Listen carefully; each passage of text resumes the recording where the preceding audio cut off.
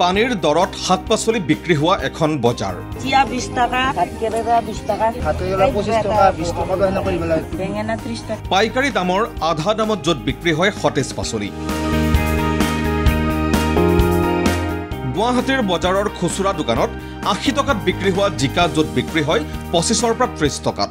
এটা আপোনাৰ জিকাই আমি 30 টকা দিব লাগে, কেতিয়াবা 25 টকা দিব লাগে, কেতিয়াবা 20 টকা দিব লাগে, কেতিয়াবা 15 টকা দিব লগা হয়। জিকা কিমানকে বিক্ৰী হৈছে কেজি? 25 টাকা কেজি, কেতিয়াবা 30 পায়। দামৰ ক্ষেত্ৰত চেঞ্চুৰী মৰা ভাত কেৰেলা য'ত বিক্ৰী হয় 20ৰ পৰা 25 অথবা খুব বেছি 30 টকাত। ভাতকেৰেলা কেতিয়াবা 20, কেতিয়াবা 30 পায়। জিয়া 20 টাকা, ভাতকেৰেলা 20 টাকা। ক'ত আছে এইখন বজাৰ? এয়া কোনো এখন নিৰ্দিষ্ট বজাৰৰ কথা নহয়। এয়া আমাৰ ৰাজ্যৰ বজাৰ ব্যৱস্থাৰ চৰম অব্যৱস্থাৰ ফলত ৰাজ্যখনৰ প্ৰায় প্ৰতিটো ভিতৰুৱা অঞ্চলত দেখা সাধাৰণ কথা। গাঁৱৰ মানুহে নিজৰ ঘৰৰ চৌহদতেই শাক পাচলিৰ খেতি এতিয়াও কৰে, নিজৰ পাকঘৰৰ চাহিদা পূৰণ হোৱাকৈ। বহু গ্ৰামাঞ্চলৰ লোক আজিও শাক পাচলিৰ বাবে বজাৰ নিৰ্ভৰ নহয়। সেয়া এক অত্যন্ত ভাল কথা, সেয়া এক অন্য কথা। কিন্তু আমাৰ উদ্দেশ্য গ্ৰামাঞ্চলৰ এইসকল দৰিদ্ৰ তথা ক্ষুদ্ৰ কৃষকৰ হুমুনিয়াহৰ খবৰ দিয়াহে। পাকঘৰৰ নিমখ তেলৰ জোৰা মৰাকৈ গ্ৰামাঞ্চলৰ হাজাৰ হাজাৰ কৃষকে এনেকৈয়ে কম পৰিমাণত কৰে কৃষিকাৰ্য। উৎপাদিত সামগ্ৰী বিক্ৰী কৰি এওঁলোকে পৰিয়ালটো বৰ্তি থাকিব পৰাকৈ যোগাৰ কৰি লয় এপদ দুপদ অত্যাৱশ্যকীয় সামগ্ৰী। ঔষধটোৰ পৰা নিমখ তেল পিন্ধা সাজযোৰলৈকে বিভিন্ন ক্ষেত্ৰত এওঁলোকৰ উপাৰ্জনৰ মূল আহিলা বাৰীৰ সামান্য খেতিডৰাই। আপোনাৰ নিজৰ খেতিয়ে? হয় হয়, মোৰ নিজৰ খেতিৰে।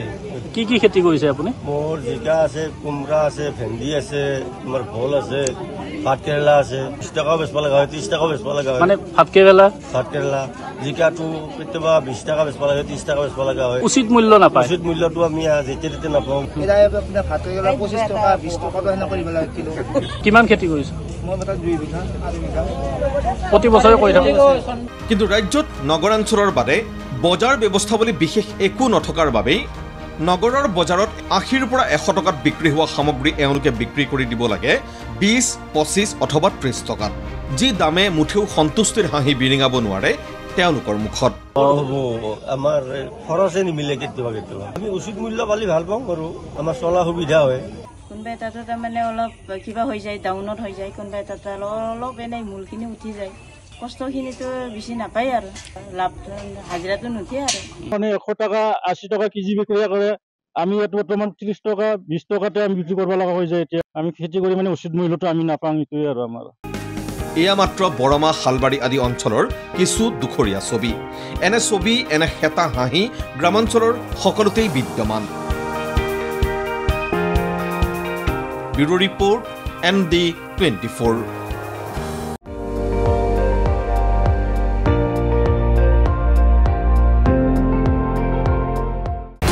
আপুনি চাই আছে ND24, সৰ্বশ্ৰেষ্ঠ নহয় সৰ্বোত্তমৰ দৌৰত।